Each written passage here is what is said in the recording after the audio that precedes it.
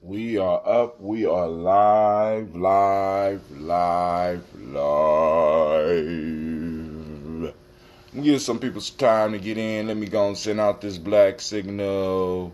Get this family popping off. Let everybody know what's going on.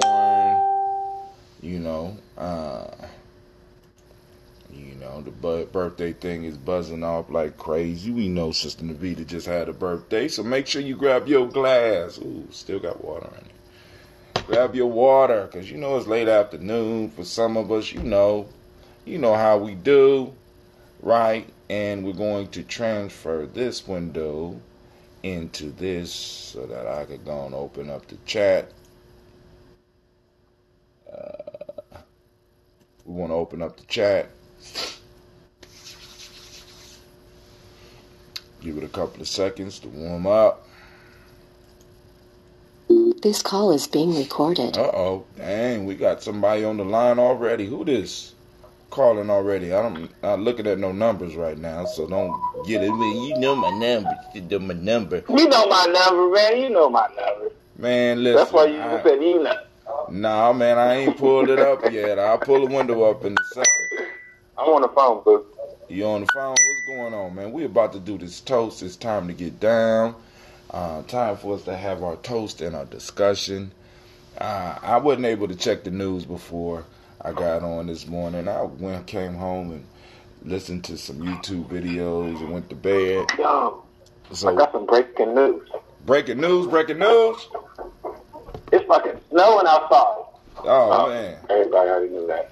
Nah, well, some people didn't, because my daughter got up. She didn't know. We expecting about 3 inches, and it's out there coming down on this beautiful, beautiful, beautiful Kuumba day. I want to make sure everybody know that you are now standing in the congregation of the mighty. This is Giami Journey Media. Man, it's a Heart of a Simple production, and of course we are rocking on the Daily Toast. Man, where we strive to blow up your old paradigm. Grab your glass, get your water. It's about to go down. We gotta do the help song. Come on now.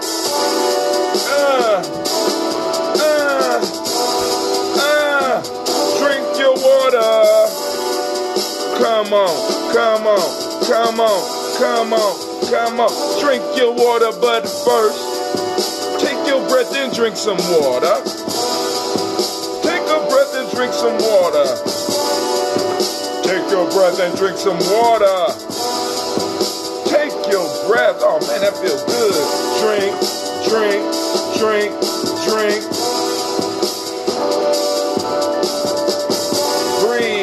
Breathe, then drink. Man, now, grab your bottle of that water. Twist the cap off that water. Lift your glass and pour that water. Just get your water. Drink. What? Still going? Drink.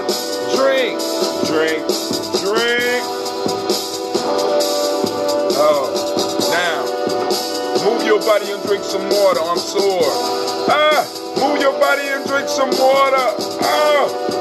Move your body and drink some water. Get that stretch. Just move your body. Remember, drink.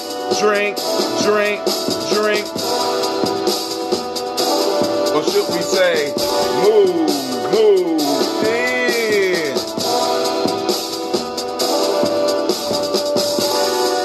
Now raise your glass and toast your ancestors.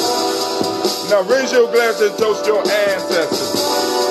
Now raise your glass and toast your ancestors. Now raise your glass. Drink.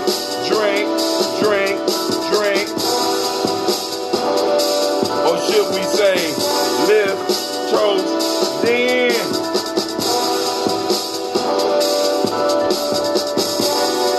Now take your breath and drink some water.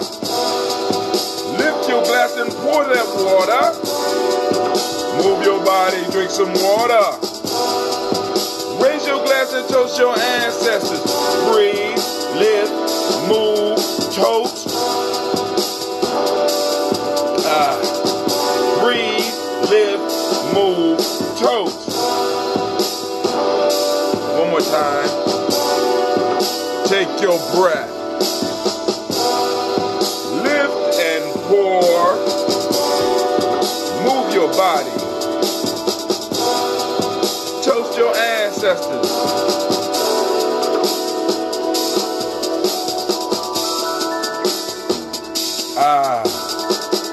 Drink, drink, drink, drink.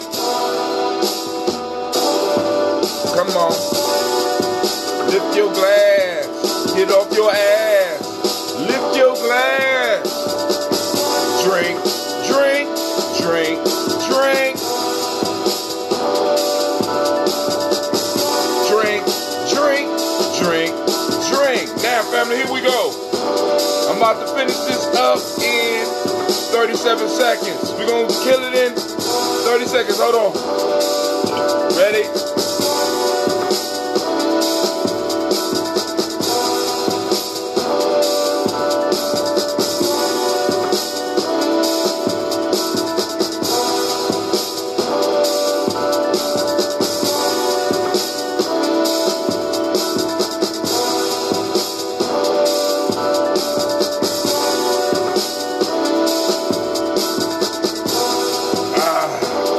Drink your water. Man, Quasi, you still on the line after me doing this long ass song? Man, you truly are a trooper. Let me see if he's still on the line.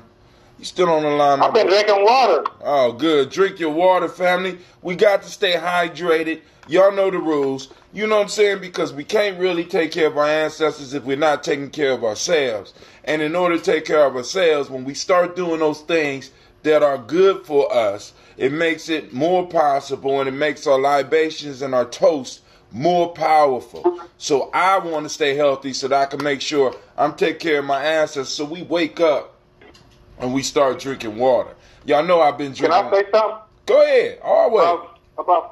About what you just said, though, like about me being a trooper. I mean, what you do, I love talking. I love like just kind of you do so much, man. I just appreciate it, man. You always blow up my paradigm. I try to. But because you was talking about something so serious, man, like so important. So drinking water, like literally important, because it's what 70-80% of our body. So it's a pretty big deal to drink water. But at the same time, man, like something that you do when I first met you, and I see you doing it more now as you are just very comfortable in your skin. You can be silly and goofy and just not always have to take yourself so serious. Even if you're talking about something very like, I just appreciate your energy. Dang.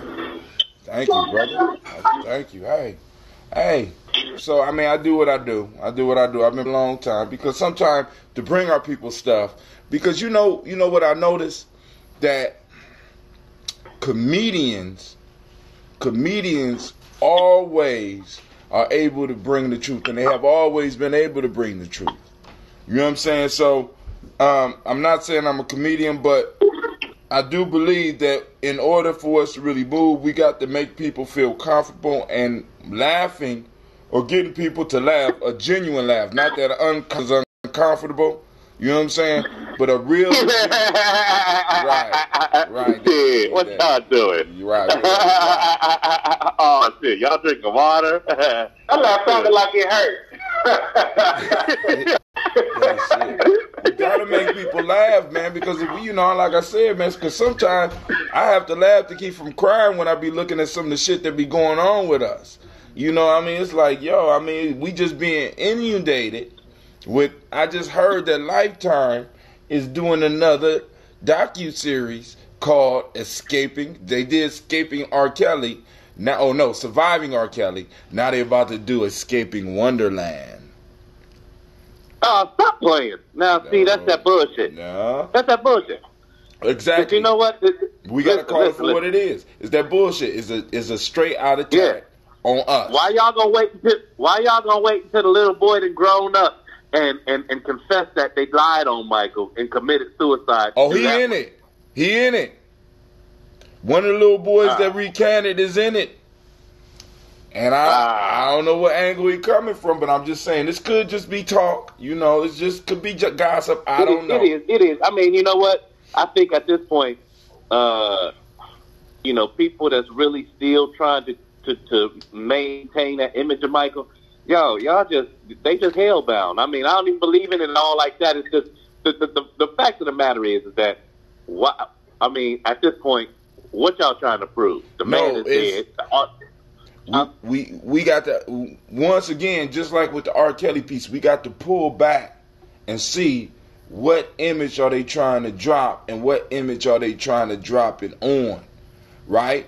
So now we have Bill Cosby, we got R. Kelly, we got Michael Jackson. Now, I have not been involved in any of these men's lives. I don't know what they did, but I do have something in common with them. I am a black man in America, and there's a certain image that they're trying to portray on us. And this is what a lot of people don't hear when people are coming out and saying, oh, that's some bullshit, right? Because all of a sudden, all that, you know, so within this last year, we got to think about this shit. Within less than 365 days, they have done an all-out assault on our sexuality. I mean, because we know about what we're doing. You know, right or wrong, whatever. Come on now, we got to keep it real. This is true, and this is also why I tell any day of the week. Listen, you know, I got the song that I do called "Legacy of Love," and before I perform it, I always set it up and I tell people, well, this is about a young lady that was touched before it was her time. This is the young lady who got bit by the wolf and inherited the nature of the wolf. So she treats every man like a wolf, flies and skip, bam, bam. And the whole piece is that when I tell that story, there are more young ladies who are familiar with that story than the ones that's like, I don't know what the fuck he's talking about. And I'm talking about the piece is that I heard the young lady speak on the R. Kelly piece and how it is more normal. The cycle of abuse is a normal thing. So that's why it's so easy for fathers to be trying to pawn their daughters off to R. Kelly. That's why it's so easy for, like, the sisters to stay and ain't thinking about escaping. It's because they already experienced that shit. And at the end of the day, R. Kelly, who experienced it and who's perpetuating it, it's a cycle. And for me, that whole documentary is to appeal to academia to let them know that, yo, this is the psychological, state position that they in. This is what they maintain, and this is how we keep it going. I'm going to tell y'all why the past 365 days, well, less than that, why there has been such an attack on a black man. This is going to be huge. I'm going to just say, this is going to be big. A lot of people ain't going to want to hear this. Y'all ready? Go ahead. The reason why within the last year that there's an increased attack on black men is because they let OJ out.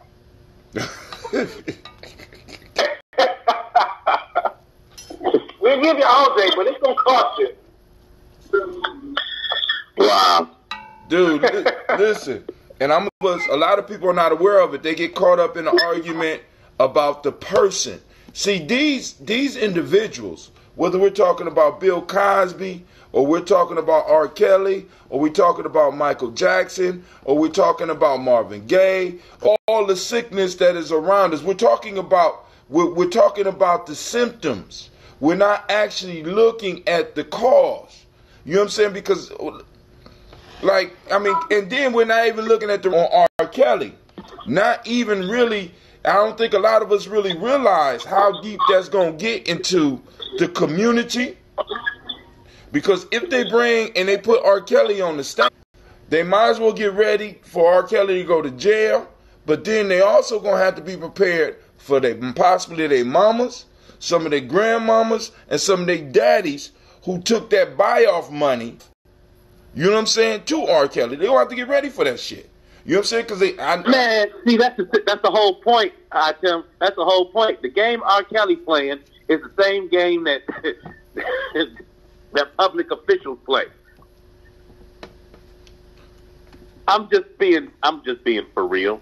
I mean, listen, we neglect to even look at the Supreme Court cases over the past 20 years on public officials on sex slave trafficking. We're talking about a $30 trillion ordeal of taxpayers' money that's wrapped up in the Supreme Court hole. You know the thing of it. We need to start. Well, we already are started. I want to do my part and continuing to evolve this narrative and to turn the tables, man. 'Cause we've been taught history in reverse. We've been taught about ourselves. We've been taught that black men or black people, if one person does something, then it represents all black people. But if one white person does something, then that represents that one individual unique capability, potential, whether it's positive or negative. That's the flip side of the coin, Quasi. Like, the thing of it is, though, when we start understanding science, genetics, I don't know exactly. I think it was something like sub-Saharan, like 100 times more genetic diversity than all of Europe. Or maybe it was something like, just South Africa. It was because even sub-Saharan Africa is larger than Egypt, or larger than Europe, I think, as far as square miles. So they made the comparison in a way that had humans on it with more genetic diversity than the entire continent of Europe. See, so genetics. Hold on. I just want to correct your narrative. Europe is not a continent. What is it? Europe is part of Asia, brother. You can't show me where there's a separation. It's West Asia. Call it what it is. See, that's part of the illusion, part of the mind fuck that they playing. When we talk about blowing up paradigms, let's keep it all the way real. If we're going to have the discussion about Europe, let's call it what it is. It's West Asia. There is no continent of Europe. I'll give $100 to anybody that could prove to me that there is a European continent. There is no European continent. I'm fine with that because I don't like calling people. I don't like calling our lesser pigmented, our lesser melanated brothers and sisters. I don't like calling them white. I don't like calling them European because, as you just highlighted, it's not even a thing. But even before you said that, I was under the impression that, like, the Moors and the Carthaginians and people and the Egyptians have been settled in the land that we're referring to as Europe for thousands of years, maybe even before the emergence of what I'm going to start thinking of and referring to as West Asians. West Asians. That's all they are. West Asians. West Asian Americans. West There's no Asian such thing as white people. Man, I'm gonna say it like this, y'all. I think that one thing that's got us kind of hung up right now. I mean, because wait. Hey, Shaka, hold that thought. But Quasi, you was moving towards something. I just wanted to correct that piece about the European continent. There is no European continent, but you was moving along a thought line, and I just wanted you to finish that. Well, thank you, actually, because I kind of forgot. I try to stay current, but sometimes I do it at the expense. I think it's a gift and a curse, because I say, even like now, I'm deviating.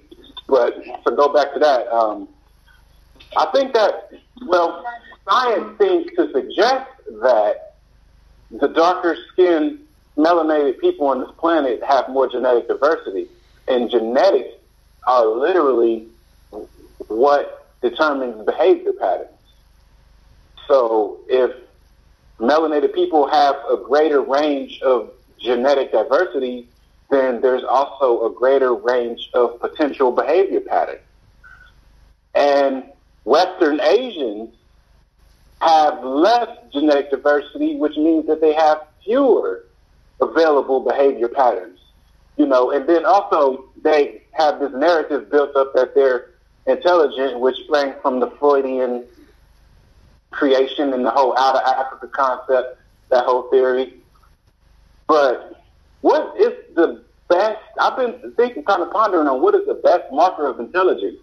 I'm sure there's a lot of different ways to measure it, but I would imagine that one measure of intelligence is living in harmony with your environment.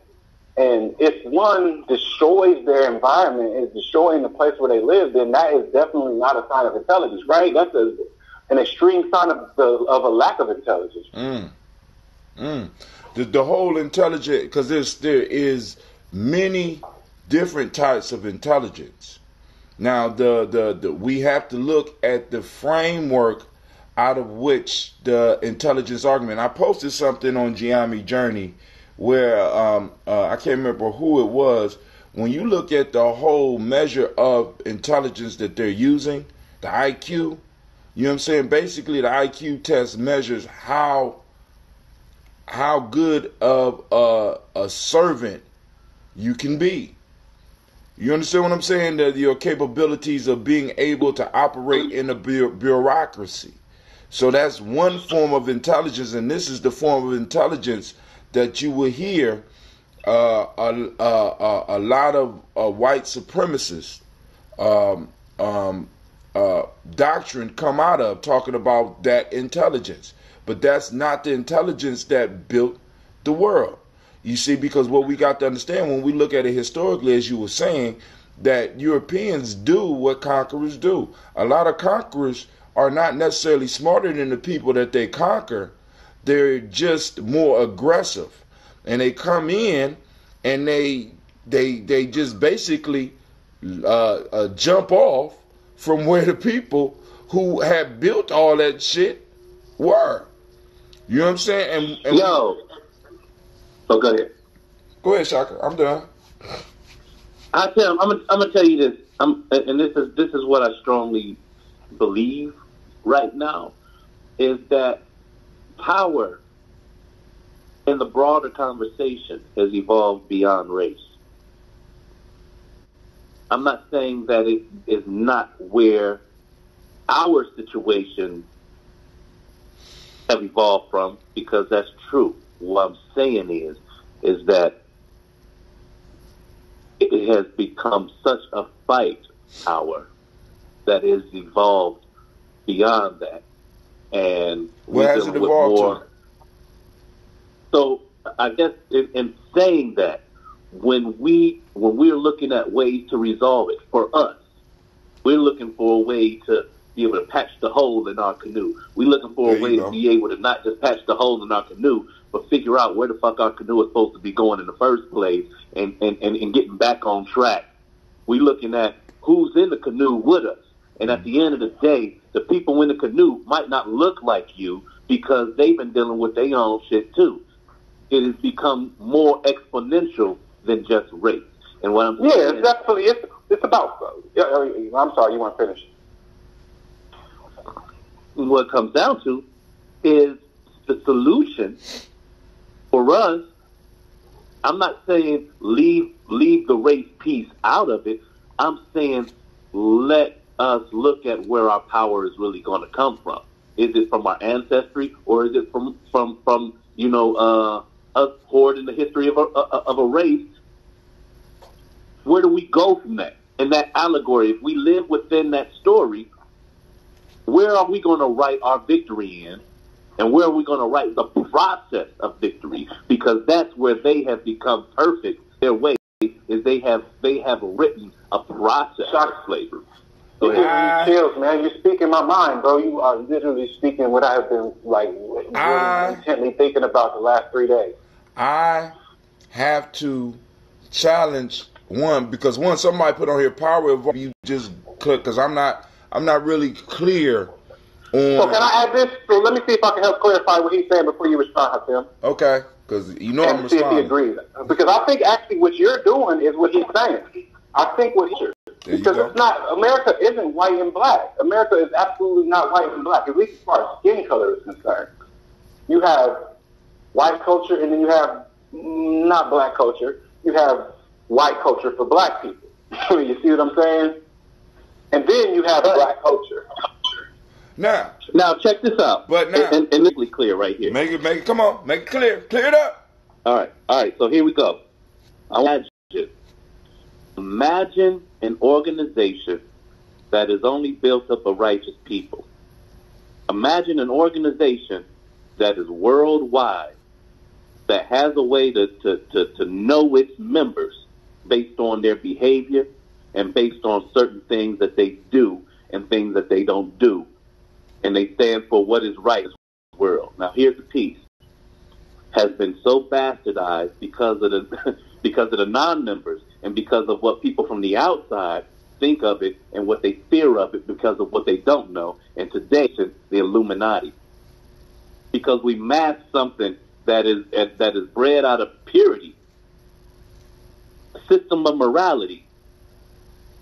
We try to forge it into man's agenda. Is that, you know, the same way as some people, we don't hear about their victories, but that doesn't mean that it's not happening. Small piece is that, Hatim, you want to challenge folks to say, all right, well, if these people exist, then show me to them. Yeah, you which damn is not right. a hard thing to do. Yeah, it is. But because I ain't nobody showed me to them yet. Oh, maybe they're so secret that you don't have their address and how that they was kind of live. the paradox in what Shaka said. But You said what? that was like the paradox. Shaka said what he said was it was kind of a paradox that they exist, but they aren't to be paradox. So it's like a secret cabal of individuals that are righteous that have removed this in a place that we don't know about. We're just speculating. I put it like this, Hakim. It's a hypothesis to prove it. You are going off an assumption or an idea. You have an idea and you believe that they should exist. So your goal should be to prove that they exist or disappear. Listen, this is what I'm saying. Is that, Hakim, even though I can stand at the doorstep of these folk and I might individually be let in to this domain, I'm going to let you know the truth. You're not invited. And that's the whole piece.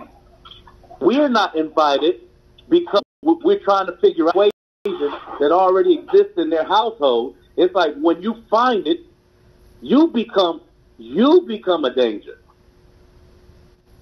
Everything they need to within their household or within their village. You know what you're describing?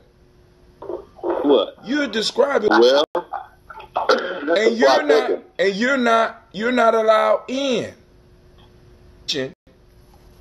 of all the shit that has been going on and what you are owed.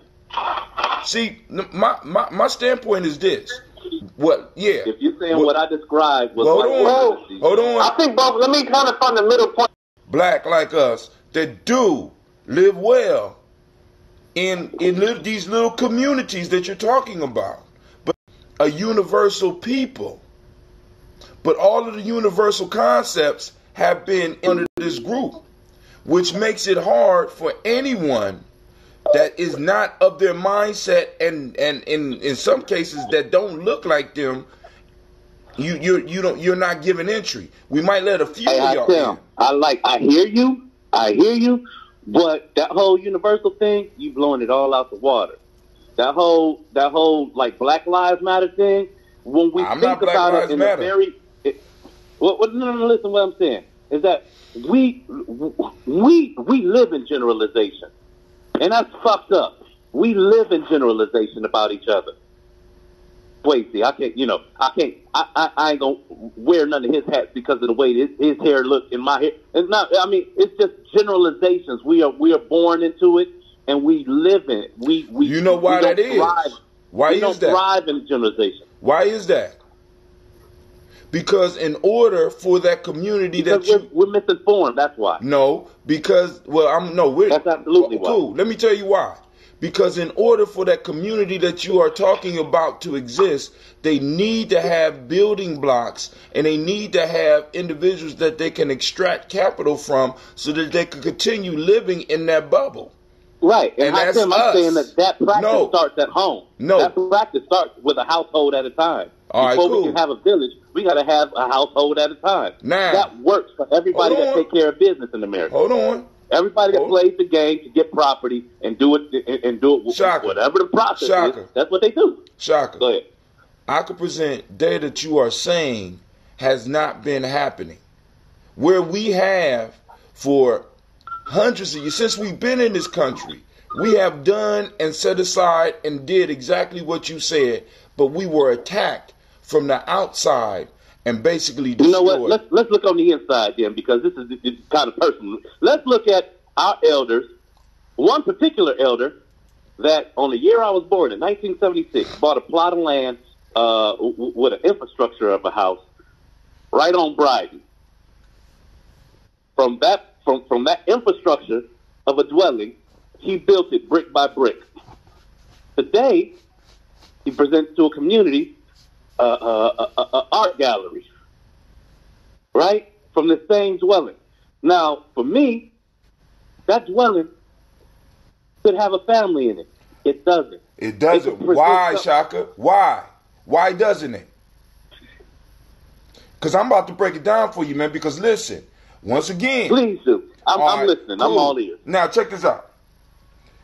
The individual that bought that property in 1976 was what's called a boomer. Now, during that time, the economy was moving fast enough and growing fast enough to where some of us were able to stockpile money. And there was a lot of opportunities, and a few of us was able to get it. Now, we got an unknown caller. I'm going to let them come because they called, they hung up, and they called back. So, unknown caller, because I'm going to get back to this. I'm on the boomer. Unknown caller, how you doing? Who is that? This is Kim, calling from Ouagadougou. Oh, what's up? We got an international caller. What's up? We got an international caller on it. Now it's saying Burkefield, California today. So you must be on. Hold on, because I'm getting to know this. So you must be on the thing where you can what is it called? Because when you call and it's from Chicago, you using one service. This service is Skype. It's Skype. Right. So yeah, Skype number. But Shaka, what I'm saying is, you're not divorced from our history in this country. Now, when we talk about wealth holders in our community, the wealth holders in our community are the boomers. You were born a little bit too late. I was born a little bit too late to be old enough to cash in on that piece. Now, we weren't able to cash in on that piece. So now you have individuals that came out of this boomer lifestyle wanting to be one thing and having to be something else because it became painfully apparent that they were not. So now they're on the outs.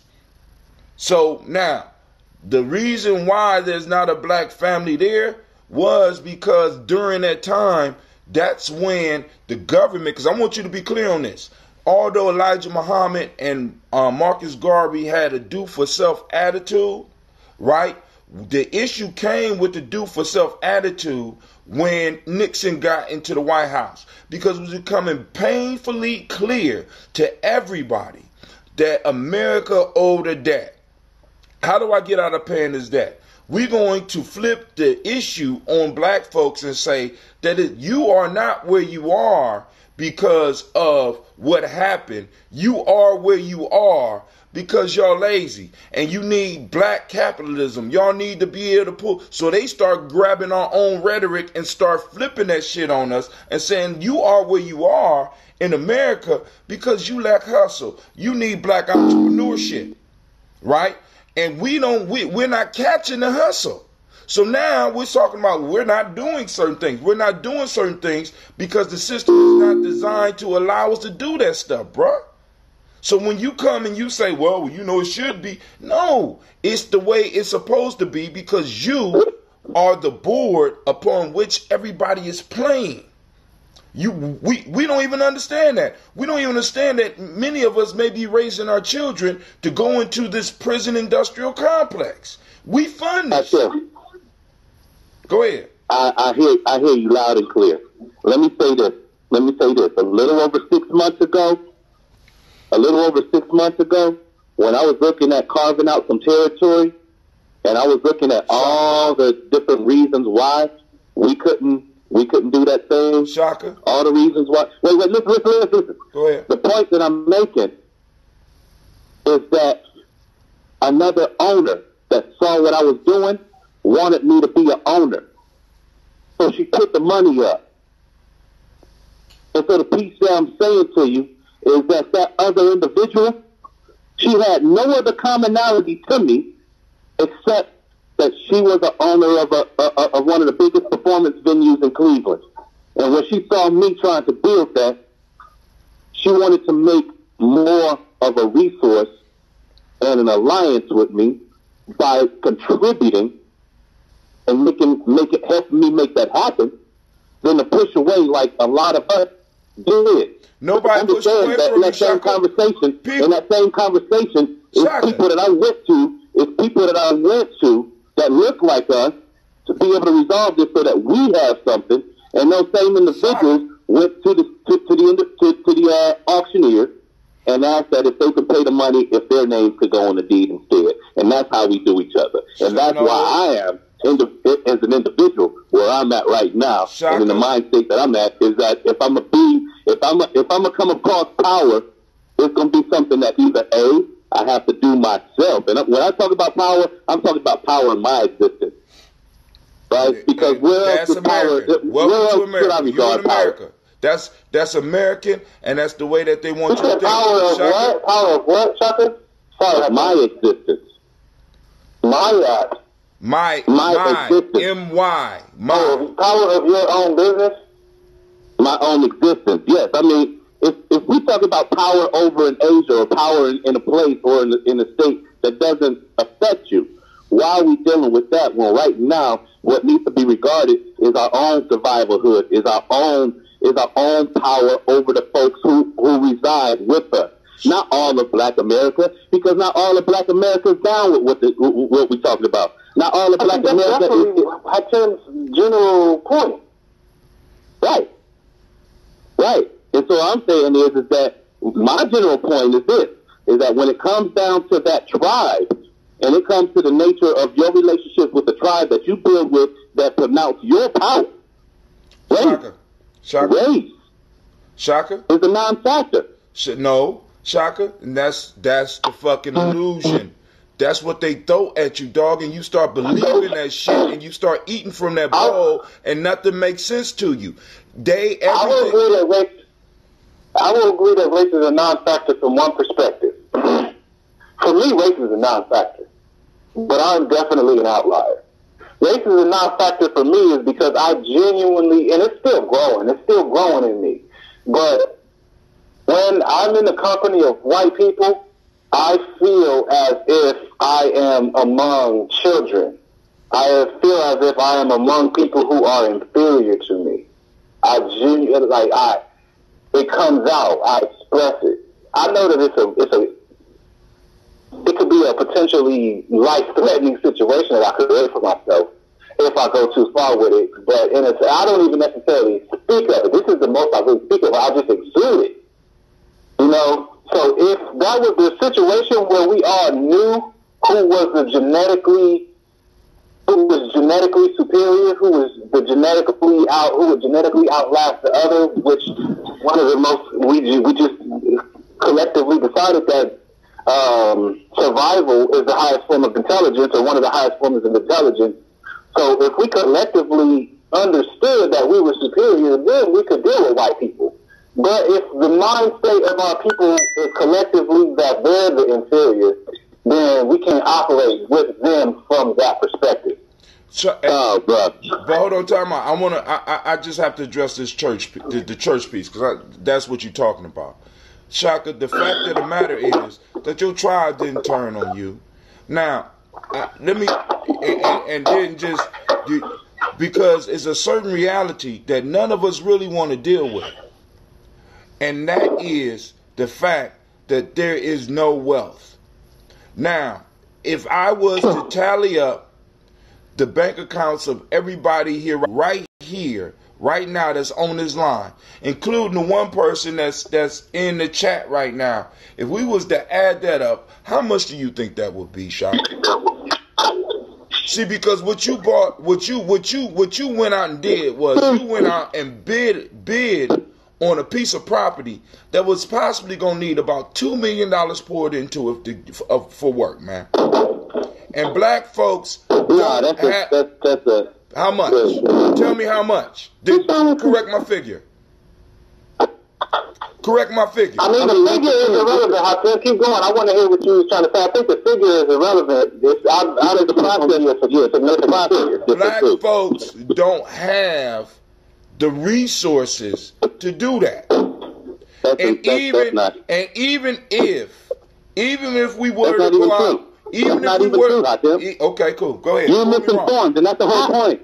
You are misinformed, and we are misinformed. No, Shaka, you have not given one. You have not. You have not. We are so misinformed that we believe. Give me the numbers. I got the numbers. Dog. I know where to find the numbers. What I'm saying is that the numbers is irrelevant, Hatem, because you're not listening at this point. You asked a vital question, but you're not prepared for the answer.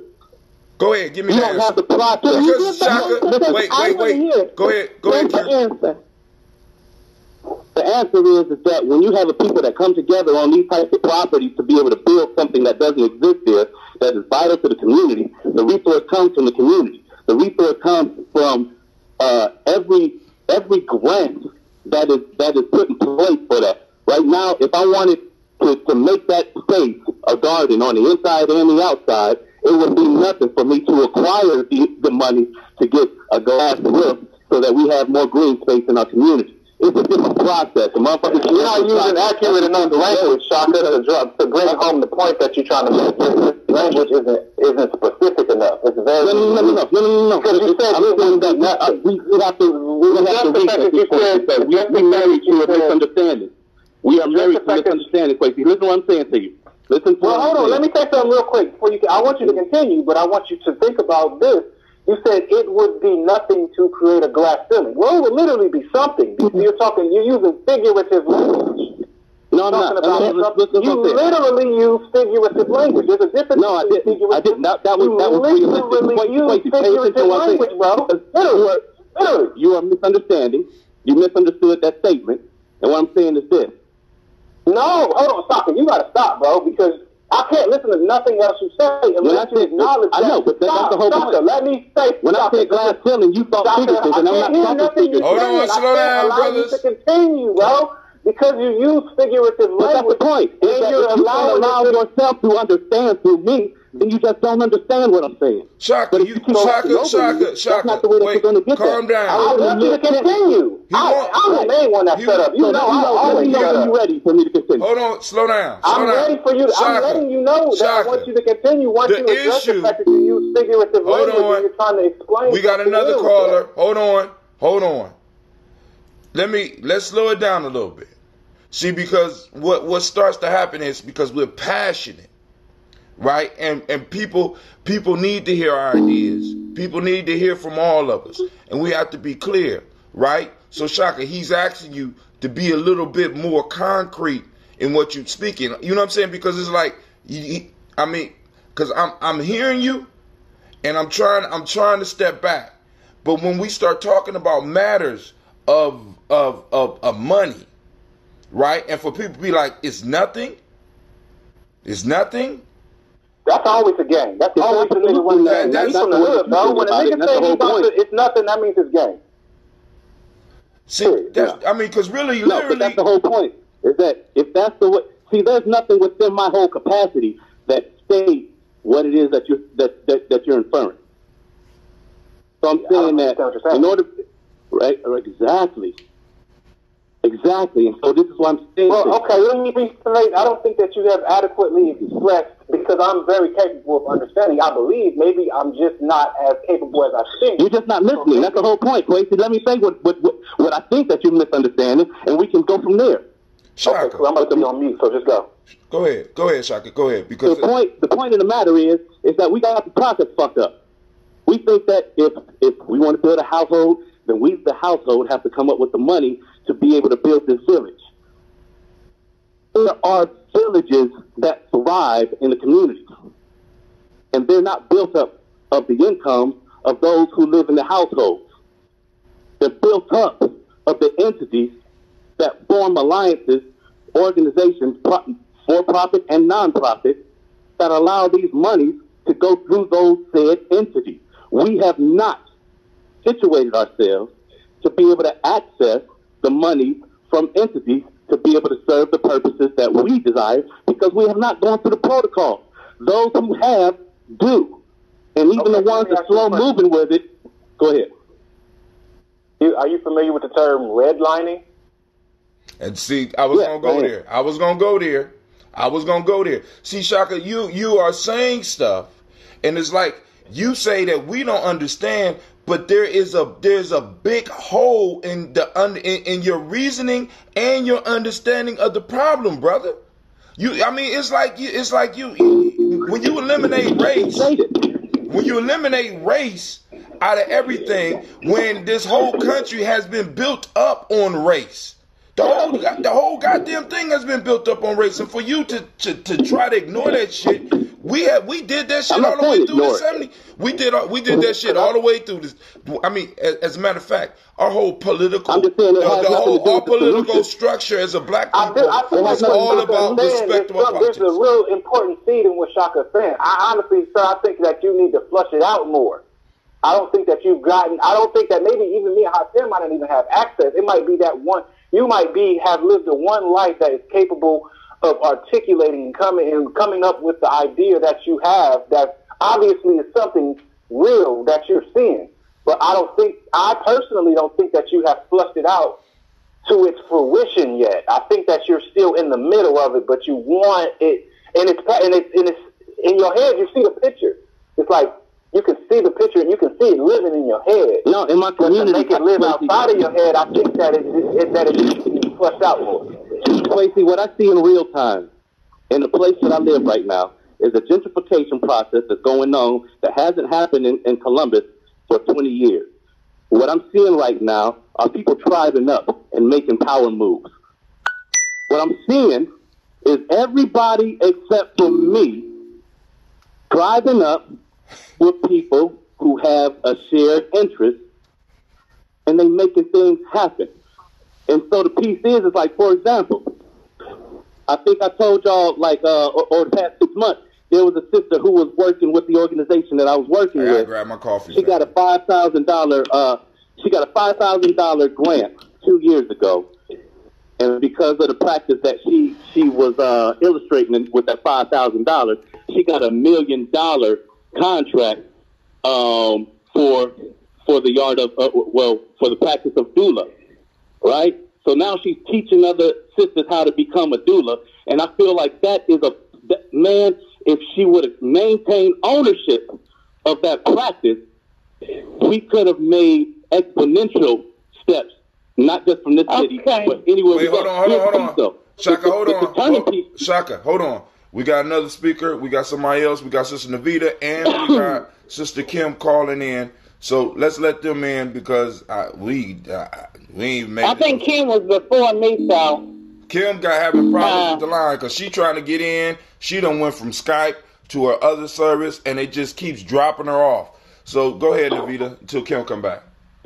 Oh, okay. Well, two things. One thing I hear about, as a community that's doing stuff as a community and they back us as a community. I think we have to realize who is in your community and how many people really are your community. Right. Thank you. It's like something you might not. How many people are in your community for real, Shaka? Because just because we're black doesn't mean that that's a part of your community. So the people that come forth in your community is probably a true community in small numbers, and they may not be able to fund in small numbers what you have a vision of. But if you can get, like you said, the sister did the $5,000 thing and turned it into $1 million with a grant.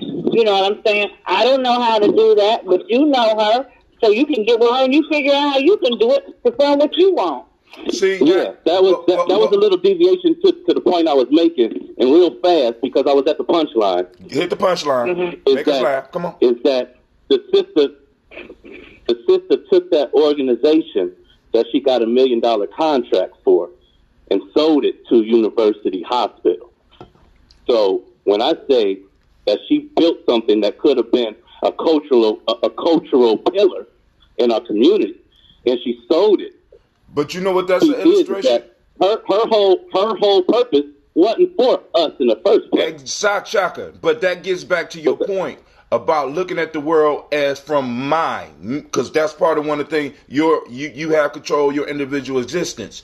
When we come up through the system, it no longer becomes us. It's all about my personal success. And my personal success means that I am able to sell out. You see what I'm saying? So this is one now, because family, I'm just trying to say, if you look at the history of black folks here, right? And for us to be like, I'm throwing race to the side, it's kind of hard for me. You know what I'm saying? Because like I said, I did that walk and I wondered about it, but I always had to gravitate towards my history and shit. And I have to look at my history and I have to look. See, because it's kind of hard for me to think as industrious as my grandfather was, that the only thing that stopped him from being able to build an empire was that he was too goddamn lazy or he didn't know how. You understand what I'm saying? So I got to be careful.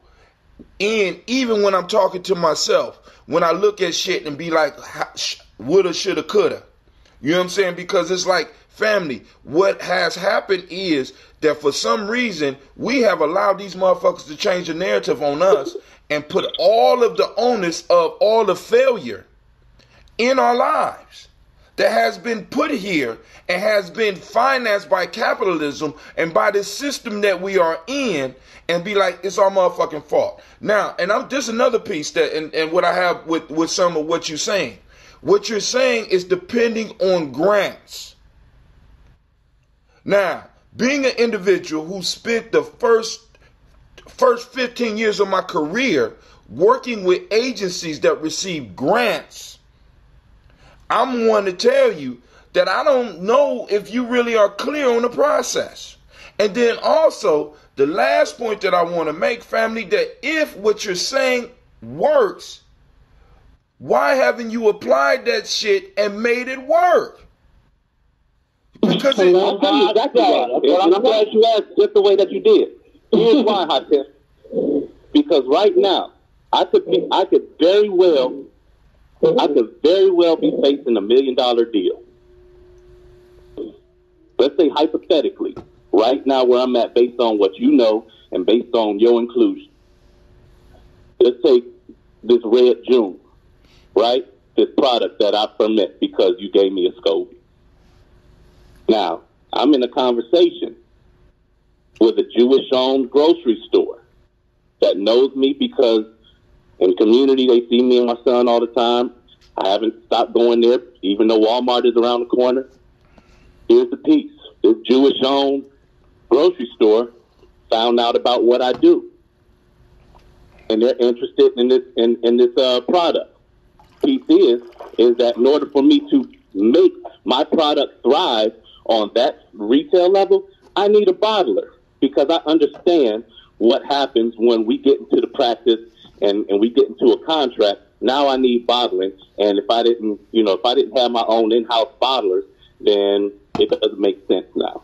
So the piece is that if this organization says, Chaka, we love what you have, and we don't want you to outsource the bottling to us, why don't we just give you X amount of dollars so that you can have your own facilities to bottle and bring people out of your community or your tribe to be able to maintain that, so now other people in your tribe have jobs. At the end of the day, I have a whole bunch of trust issues going on in that conversation for those who are soliciting a response from me and those who I'm soliciting a response from. What would you do in my position right now? Who, me? Now, what I'm going to do, see, because in many ways, I am in your condition. I am in your situation. And my whole piece is, I'm not depending on, see, because I understand that as a Jewish individual, the Jewish individual is always looking out for the Jewish individual and the Jewish group. Period. Now, when I go into business and when I approach a grocery store, it's not going to be from a standpoint of I got to worry about bottling. I'm going to have all that shit intact. I'm not taking a dream or my dream to somebody else and say, hey, help me make this dream happen. I got to get out here and I have to work with who I got to make that shit happen. Period. Because when you go and it's like I want to be paid for my dream. See, a lawyer told me a long time ago when I was doing the houses. When you remember when I was doing the foster care and I had the major contract with Naya. He said, "Hi Tim, you need to patent your name.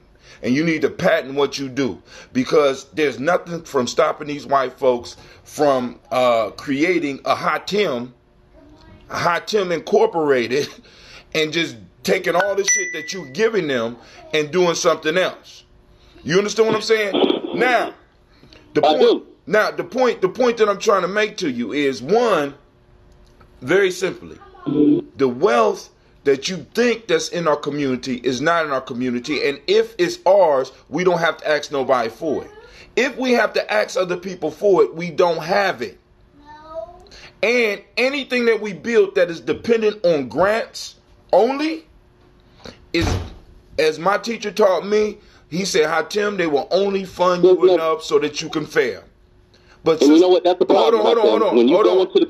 Hold on. Sister Kim is on the line. Sister Kim, do you have something you want to put in? Because you've been trying to get in, and I want to make sure you have something before we jump off, because you know we're about to have this conversation, move on to something else. So go ahead, Sister Kim. No, thank you. Yeah, my internet is bad. Y'all know I'm in Africa, so it keeps going in and out. That's why I have to keep calling back in. It's just, part of the deal being in a developing country. But I was listening in, and there's a lot of things that I was thinking about.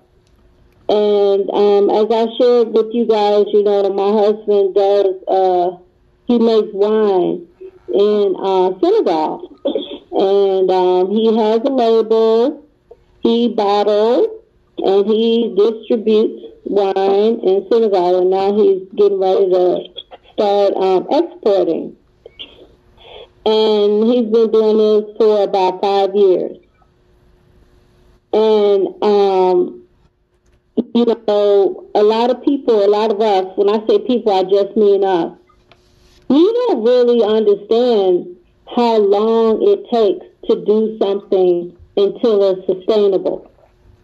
We don't understand how little money we have, how little money is going to come from a black person to a black person. Is very little money.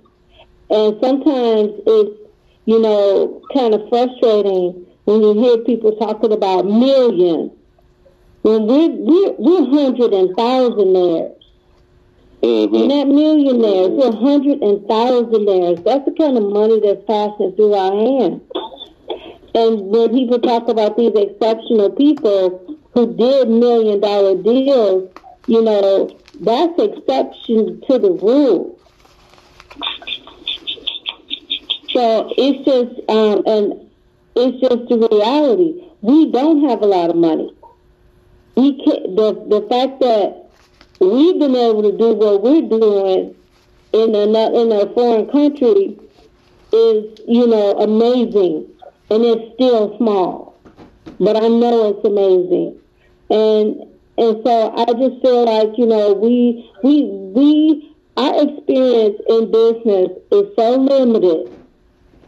We just don't know most of the time what we're talking about. We really don't. And we don't want to understand how little we have. Right. And I think people who one more thing. Y'all talked Hatim talked about our wealth being in the baby boomers. I mean, I listened to Antonio Moore. I've watched a lot of his stuff about wealth. And I was surprised, based on who I am and my family situation, we in the top 95 percentile of black folks. I was like, what? And I'm broke. I'm poor. Because that just means what? I got a roof over my head. What the hell is I that? can handle a problem. I can't pay for college for my kids. I struggle to pay for private school for my kids. I don't have. I can't put money aside to pay for my grandkids' education. Like to do something in the United States of America, that's what you got to be able to do. And even our baby boomers can't do that. So, like, we understand, we really don't have money. So, fuck money. Okay. Well, I mean, in many ways, we do How have. do we cultivate that mentality and make that work? Now, we don't necessarily see, because what we have to do is we have to come with a means. What did you say? He said fuck money. How do we say fuck money? How do we overcome needing money? Yeah. A monetary system that we didn't create or initiate, how can it ever be in our interest? Sure. We have to get to that point because we don't have it, and we're not going to have it in the next 100 years. Right. And so, a real quick point that I want to make, because Hot Tim asked questions, you know what I mean, about grants or whatnot. Now, hold on. The piece is that, number one, if it were not for nonprofit organizations and the grants that they receive these past 20 years of my own existence, you know, one thing that I can pride myself of is that, yes, I have struggled, but over the past 20 years, I haven't clocked into anybody. You know, I get to choose my own destiny out here doing what I do. And those who contract me, that lets me know that there's people paying attention that actually have an equitable value for what I do. So if we've never signed checks to each other, that's still, you know, the jury's still out on that shit. But the whole piece is that if we go into the conversation, Hatem, thinking that grants is my primary and only way of getting these money, and that totally negates my first position as a producer, as if the things that I produce go without equity or without equitable value. The piece is that my music is shelved the same way that my Red Junes is shelved, because for me to do what I need to do, it definitely does take a collective energy. You know something that annoys me? The way that Donald Trump says billion. He just says it like arrogant and fucking just lazy. And can y'all hear me? Check 1, check 2. Can y'all hear me? Can y'all hear me? Why? Hello? Hold on. I shouldn't let him, I suppose. All right. Navita, they can't hear me right now. He's a loud marker. He's just such a... Navita, you got something going on, and there's a noise in the background. For us to really see. I'm going to get out of the conference. Disconnect me. You know what I'm saying? Like, for real. Just for real. Like, what the fuck? Shaka silenced my mic again, y'all. I think Shaka silenced my mic. Because he one of my, you know what I'm saying? I got family. I'm just joking. I'm back in. The cussing cake could presume. Can y'all hear me now? Can y'all hear me? Hello? Check 1, check 2. Check 1. Can y'all hear me? I can hear you. All right. Because I think Shaka pushed me off again. You know, I be after his ass. I got put on the pressure. He just clicked the button because you know he got access to my line and shit. Just click me off. Now, family, listen, and I need people to understand. Listen, we need to have these heated discussions. Why? Because it gives us food for thought. And then check this out. We got somebody calling in all the way from. Where you at, Sister Kim? Ouagadougou. I'm on Venus. You know what I'm saying? We got people calling in from Venus on here, but she in Ouagadougou. She's in Africa right now. So so the tribe is growing. And the piece that and the one currency that we do have, Kwesi, is our thoughts and our ideas. And we can exchange these. Now, I don't think that we need to evolve to the point of saying, fuck money. I think we need to reevaluate our relationship to money. With money. You know what I'm saying? Because a lot of us, we have been brought up with a relationship to money that is not healthy for us, which allows us to sell out. Because I don't know if y'all noticed, but this whole culture moves individuals to be, they're training our children to be sellouts. You know what I'm saying? Because if you listen to people talk about business now, the whole thing about business is build it up so that you can sell it to somebody else. That's called selling out.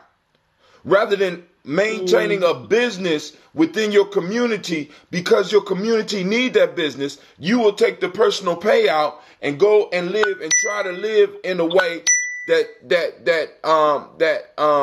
says that you're wealthy, right? Not realizing that even wealth is a community thing. The reason that other people are able to move in the way that they move is because they're not the only person that's rich. See, we have to develop with our children, because maybe it might not happen in our generation. I would love for it to happen with us, but we have to develop this is why I say in the moment, we got to do everything that we can so we can lay a foundation for our children. Because I want Cleve to be able to call Diamond and be able to call and be like, look, I got this business venture, right? I'm about to go into it. I need $10,000 from each of y'all. See, this is how other communities roll. See, listen, check it out. I do have a group of friends that are, black folks. Well, I have a friend that has a group of friends that's how they operate. They have that kind of money. They're American Africans.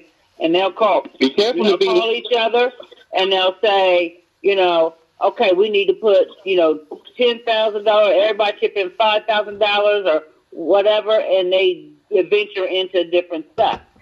That's called an investment group. It's just taking care of business. Those are a group of friends that they can afford to do that, because a lot of them are doctors and dentists and lawyers, and they can afford. But like your drug dealers got part of those money. people. Quentin got that. Drug dealers have it, but we talk about your community. Yeah, and the people in your community, they're not in your community. They ain't got that money to give you. So we have to figure out change our relationship with money, and we need to realize that find ways that we can get that kind of money, so that we can have something to, bring into fruition as a group, as a community, or as a village. Look, you know what? And this is me. This is the only time in history y'all ever going to hear me talk like this. All right? Now, look. My music produces revenue. My music, when I have management, produces sustainable revenue. See, all my life, everything that I tinkered with was just a test market. When I left Columbus, I left knowing that any T-shirt that I made with Soul Touch on it was going to sell, and I was going to eat from it. I got to the point where I knew that market was where it needed to be, kept it moving. Dime Bag of Soul, my little mixtape that I put out that for shit 10 was years, hot. I ate off of it for 10 years. The piece is that when I came to Cleveland, I had to snatch my music from the radio. My influence in Cleveland, when I walk down the street, people sing my lyrics back to me.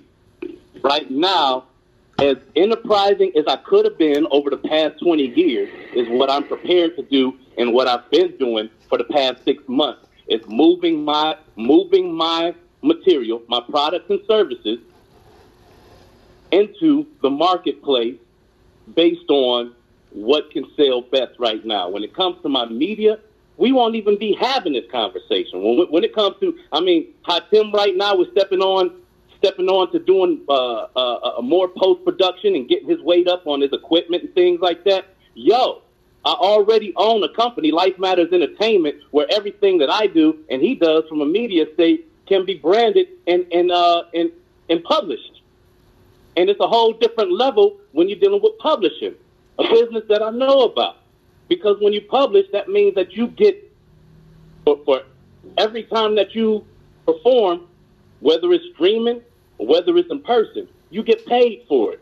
The things that you do in Hot Tim for a hobby right now, you actually collect a check from when we situate our material to be. So the song that you do every morning, that's a check. Bring it on around. That's a check. And so the piece is that we need to, number one, trust in the motherfuckers that actually went to school for this type of marketing within our circle, come together. And what I've been saying all along is that with strategy, resources, and execution, there ain't no way we can't not win. See, but So now that's the whole piece. But this, is that we ain't right down in the now, mix for gotta no break other that reason circle, except for the fact that we haven't taken care of that business yet. And I'm Dude. saying that, before I even push start, I need to know that we ready to win. hold on. Pause. I think- Wait, hold on. We got another caller. We have the Black Yoda on the line. All you Jedi, stand up. I'm a sip, so I can still remain seated. All young Jedi, all young Padawan, please stand up. We have Brother Kwame in the building. What's up, Brother Kwame? What's going on, Brother Kwame? I had to cut it short because the crowd go crazy. Want Kwame? What do you want, Kwame? Because he about to correct us on some math shit. Somebody obviously said something wrong in the math equation, and Kwame is calling in to check us. Go ahead, Brother Kwame.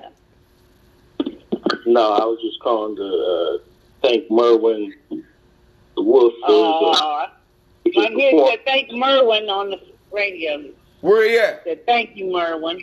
He's in the car with me now. We up our way to the school. All right, because I got to... Did you get... Although when they asked if he was in love with old girl, I thought he was going to say, well, damn, she fine. Hell yeah, I'm in love with her. All right, y'all. Yeah, that was good. I just wanted to give a holler out to Brother Lavelle for his... Levon. Where'd I get that from? Brother Levon for that awesome performance last night.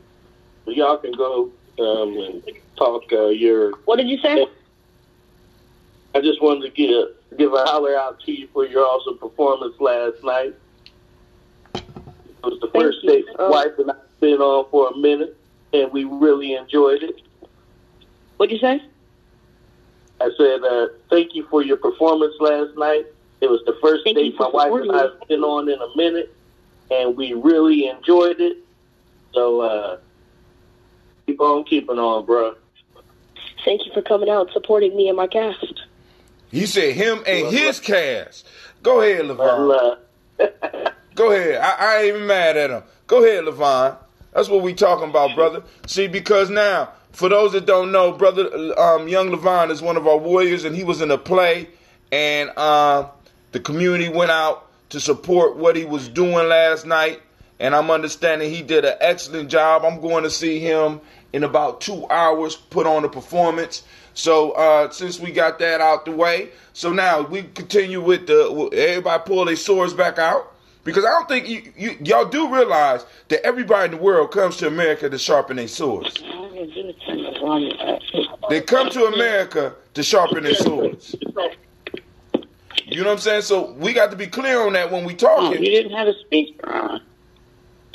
We got to be clear on that when we speaking because, I'm just like, and Shaka, nobody is taking away from your music, but the piece is for us, right? The piece is because we know that in our circles, we're making strides. Like we're talking about doing this market, right? We just came through Kwanzaa. We got the Malcolm X Festival coming up. We got a whole bunch of stuff that we're working on as a tribe. But people-wise, you know what I'm saying? Because I understand I understand that Brother Hatim, there's ways that Brother Hatim could have been made money. but I can't get away from it because maybe Quasi's going to need some money. So I'm going to have to dig into my thing. I got a brother right now and a cousin right now in federal prison that's going to need some help from me. You understand what I'm saying? So I cannot hold on to wealth when everybody around me is struggling. And that's one of the issues as black people, because, I mean, even if you look at Tone Talks put out a report, the 10 myths, I can't remember the title of it, the 10 myths. No. The 10 myths of, I can't remember what the title. Sister Kim, do you remember the title of Tone Talks, the report that he put out? The 10 myths about African Americans? About black wealth? About black wealth. 10 myths about black wealth and how to attain black wealth. Yeah. And I think everybody really need to read this because they did some extensive research on this piece so that we could really understand. Because like I keep on telling people, it makes no, if you don't, one of the rules in order to enter temples is to know thyself. And then also be able to distinguish the real from the unreal. And a lot of times we are going into battle not knowing ourselves, nor really not knowing our enemies.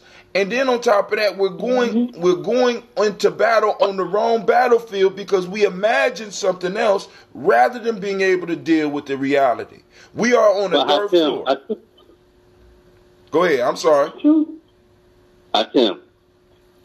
as a leader of an artist vanguard, what I'm saying is that the artists have a very particular position, and that is that we move first with any movement. What I'm also saying is that for any vanguard that stands for anything, the fact that they stand is why they're victors already. We haven't taken a stand and a line with the influence and equity within my products and service. And I'm saying that as a member of a tribe, if that's not the case, then I have to build my own team to be able to do that, which takes the money elsewhere. And the whole piece is that for every single one of us on this line right now, even the sister in Africa, when it comes to closing deals, meaning booking performances, meaning even just sharing when I have single releases or whatnot, that's influence. That's world influence and introductions into money that we haven't been introduced to yet. What's the shared incentive for you? Tim, I don't care if it was a one-time situation in a classroom and the school was paying me $300 to come and show up. At the end of the day, $300 for a 90-minute session. That's what I charge. If your school was to book me for that because you dropped my name into a conversation of vitality, 15% of that goes to you and anybody who books anything for me. So there's a shared incentive coming in the door and one that is maintained. Like, I'm kind of confused as to really what you're saying. I don't even know how to respond, kind of like, because part of me want to respond to like in a certain direction, and then part of me thinking that I should respond to that direction I want to respond, like in a personal conversation, because I don't even really know exactly what you're saying. Kind of like you're saying a lot of stuff, but it's like, and in conclusion, the reason you're telling me these things is because it almost seems as if you're making a call to action, in a sense. You know what I mean? Within the tribe. That's kind of what it sounds like to me. And that kind of sounds like a private conversation. You know what I'm saying? But at the same time, you the only one up there. You know what I'm saying? And even still, when he's saying up there, he's talking to Cleveland. From showing up. If I got something to show up to, I'm going to show up. Point blank. If I got some money to get in Columbus, I mean, that can easily be interpreted, and once y'all get something popping, then I'm going to start riding with y'all. No. What I'm saying is that, yo, if I was Amway, if I was Mary Kay, motherfuckers would jump on because they know it's sure money in it because of the reputation. They don't know that about me through my tribe because my tribe does not promote me in that capacity. Well, because we have your tribe doesn't my point is that, yes, I am soliciting a response. And I'm soliciting. Why are you? No, miss me on that bullshit. Miss me on that. Why are you doing That's not why your tribe don't support you. I'm feeling like you're trying to blame your. No, I'm saying we have. I'm not blaming any individuals. I'm saying we as a tribe. Well, if you're not blaming individuals, then you're by default you're kind of coming at Hatem. I'm not coming at nobody. I'm not coming at nobody, Quasi. Well, you can't come at an abstract somebody. What I'm trying to do is redirect us into real business. You know, because I would definitely, if I have the serious Shaka, if you were doing this in an appropriate way, I would love to take you serious. But how can I take you serious? I mean, why are you even doing it? It's breaking my heart that this is happening on live and shit. You see what I'm saying? Like every word. I'm not even angry. I think we right should now. You're angry because you're misunderstanding. For real. Because I don't. No, I think that right now you're a distraction from the progress because you're misunderstanding and you're bringing some arrogant, or not arrogance, but you're bringing some anger. I'm saying why are we doing this on the live? Because you're misunderstanding, and that's what we do when we misunderstand. We don't sit and wait to be guided. That comes with humility, and that comes with a real process. It's because my village don't support me. I'm not going to stress myself out. There's no more. Stop, miss me on that stuff. When someone says, let's not play the word games and the remixes and shit. When someone says, because my village does not support me, then no, I didn't say that. What, what I said was, Navita, listen to me before you misunderstand. What I'm saying is that we haven't risen to that business black people, I love you. That's all I'm saying. So take it however you want to. We just haven't done it yet. Shaka, but hold on now. Hold on. But I'm saying that right now, as I'm not the creator on. of They it, kicked me off again. If you don't believe in it, I've been then we kicked off shouldn't have a again. conversation in the first place. No, hold on. Let me get back in. Shaka, police yourself. Shaka, like, control yourself for real. All right, family, we're going to get back into the conversation. You can join us at 614-556-4535. You can join the conversation. It is a conversation, and sometimes it gets heated. See, because we got to have these type of discussions, and we need to take them deeper when we get behind the scenes, because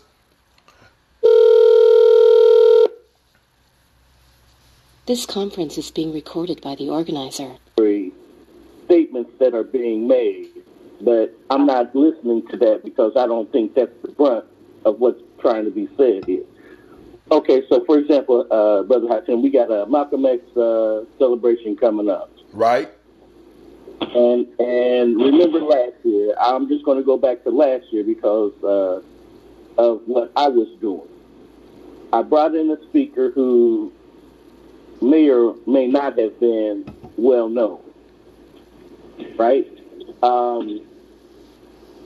Navita, and along with others, introduced some entertainment that they knew were bringing their own audience, so that it could booster what I was trying to do. Now, if I'm hearing Brother Shaka correctly, he wants that same kind of boosting in much the way that we would give some play to Brother Connect or Sharp. I mean, you know, Navita's contacts are a lot, far-reaching than mine, so that's not my area of expertise. But in much the way that I know I wanted to give Brother Kemet some play, and then with the help of Allende, we were able to make that happen. So this is really what I'm hearing Brother Shaka refer to. However, again, because that stuff is outside of my expertise, I leave it to the people who do it. But the idea is that would Brother Shaka have that kind of name recognition where you could book him for, $300 or whatever, and that way try to keep money in the family, so to speak. Is that what I'm hearing you say? That's about 10% of it, and in 30 seconds, I'll clear it all the way up. Number one, I'm offering a shared incentive for anybody that puts action behind their belief of what I bring to the table. Okay, yeah. Number one. So if you book me, I don't care if it's for me to cook dinner at your house for $50. At the end of the day, because that's one of the services that I do as a personal chef, I'll come and do that. And because you book me, I'll throw you back 15% because that's the way I do square business. The other piece to that is that when I made the statement that was taken out of whack that my tribe does not support my stuff, it has to do with where we are. We have not been situated to even remotely deal with a single campaign. That's the way that I do business. But hold on a second. I just realized. Wait, hold on. Let me make sure I'm understood. So when I release a single, I need to know that we are ready to man where we man our social media and make sure that it's promoted so that we use our collective influence to be able to spread this influence that's already out there. Telling people a story that they're not privy to. We ain't got to make up no stories. Yo, the shit that's going on right now is legendary amongst our tribe. But if we're not situated to be able to do the PR behind that, then it's going to flake out like everything else that I do individually without that support. Go ahead, Kwesi. That's all. Like Shaka West. It's just straight up the mindofshaka.com. You sound like Kanye West, bro. Yeah, that's Kanye money, and then we can laugh about it later. All right, but nah, man, on some serious shit, man. Like, you talented as fuck, but you just said some crazy ass shit, bro. For real. It might sound crazy. You know, wait until. I think at the same time, I was trying to. If y'all don't mind, go ahead. I was trying to get a feel for what Hatim was and what was being said. Say that again. I was trying to get a feel for what Hatim was hearing and what was being said. Now, because go ahead. No, go ahead, Kwani. Finish. No, I'm done. I mean, he wanted to hear what was you getting out of it, brother? See, now, Shaka. Now, this is what I'm saying, right? You talented as hell, have no doubt. And the piece is you throw the word tribe up in there, and it's cool because you part of our family, and we will assist you, right? But it's like you want to be the top piece of the pyramid, and you want your efforts to be the center. And that's not, that's what I'm hearing, right? Because it's like, boom, because the whole church. It's not what I want. It's what is. And I'm all about that. Like, I wish, I don't even have you to brag about because I'm not even close enough to you or what you do to even know to brag about you. You see what I'm saying? Me neither. Like, I'm not close enough to you. I'm all about bigging people up. Like, that's my shit. I love bigging up my squad. Like, ask anybody that fuck with me. That's what I do. So that's the point, is that I don't even understand how we in this conversation in this part of the conversation. Because all I'm doing is soliciting a response to where it's like, yo, you know what I was looking for? Is if a Kwame is like, you know what, Shaka, I hear where you're coming from. Let's talk off of the line about this. Or Kwesi like, Shaka, I don't understand you right now, but yeah, you're right. It's probably a personal conversation where either you just need to sit and listen to me, or I need to sit and listen to you, because really, Kwesi said that pretty much. Right. Well, I did. Okay, well, actually, let me actually formally say it. Because I think I just got you on Facebook, so I'm going to put my number in there, and we're going to we definitely do need to chop it up. I'm glad from that perspective, because the crazy thing is, way before this conversation, I was like, well, I'm going to chop it up. But Kwesi, this ain't the first time that we've had this kind of disconnect. But the fact that we had the disconnect, they don't even get the rest of this conversation, bro. For real, Shaka. Okay, I'm really excited to fuck with you, bro. Like, you already know how intense life is and shit that's going on. Like, we out here looking for different opportunities and shit to fit into different places. You know what I mean? I'm saying, make a big ticket out of what I bring is all I'm saying. See, but Shaka, now, but hold on. I am that big ticket that just need to be packaged, dusted off and shit. Shaka, listen. Put out on the calm down, listen. Now, you just had an offer. Oh, God. You had You had an offer from different people already. So leave it there, because what starts to happen is it becomes self-promotional, which is kind. You know what I'm saying? It's like, yo, I hear you. That's the only time that y'all ever gonna hear me talk about it. Shaka, this is not the Shaka. This is not the only time we heard this. It's not. No, I'm saying this is the only time you gonna hear about it. No, wait, hold on. It's the last time he meeting, I think. Right, because the thing is that if what you take out of it is Shaka got to be the king of the mountain, he got to be Kanye in this whole conversation. First of all, the Black Phoenix movement don't belong to nobody but me. The Black Phoenix Artist Society and the products that come out of that have nothing to do with anybody else except for. See, you're going too far. Once again, exactly. You going? I believe that you're going too far. If you don't know, then we Shaka, get some totally different conversation. Shaka, you just had a brother. Let's start to learn each other. This is the relationship movement. Let's Google each other first and figure out who we are in the rest of the world before we.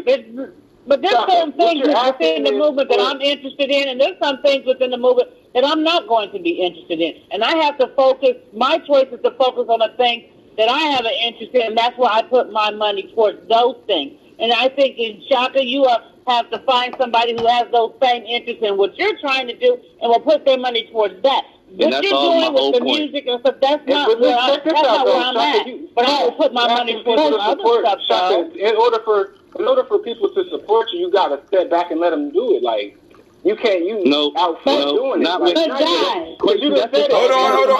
on. Hey, slow down. Hey, hold it. Fall back. Like, at this point, like, for real. Nah, I feel like, you know what? If y'all fell back out of the conversation. Let's talk about the fight. Let's talk about the fight. It was a good fight. I was that's the whole thing. but that shit was good. I think the sister was trying to say something. But hold on. Hey, Shaka, that nigga got punched in the face. For real, it was a good fight, man. It was a fight on TV, and people watched it. It was a fight. Yeah. So what y'all think about the fight? So hold on, wait, hold on. On to the Mind of Shaka. Hold on, when y'all, if you're anybody interested to the Mind of Shaka shit, that's cool. Right now, I'm gonna lead the Mind of Shaka shit off the Ginyame journey. If y'all choose to show belief in y'all actions, that's cool. But let's talk about the fight. You're trying to win this conversation at the expense of me wanting to fuck with you, Shaka. That's what I'm saying. I'm not with you, bro. It has nothing to do with you. Yes, it does. Shaka, listen to me, man. I keep trying to tell you. I'm literally as a friend asking you to stop talking. I'm saying that like that, but I'm saying it respectfully and like I'm trying to get your attention so I can say, bro, stop. Just stop. Oh God! Hold on. Let Kim go. My voice is reposted. I already changed it. Let Kim go. But if my voice is reposted, excuse me, Shaka. Shaka, listen to Kim. Look, the sister trying to say something. I'm on mute. Thank you. Thanks, Shaka. Okay, this is what you frustrated is the fact that the people you talking to don't have the resources to give you in the beginning.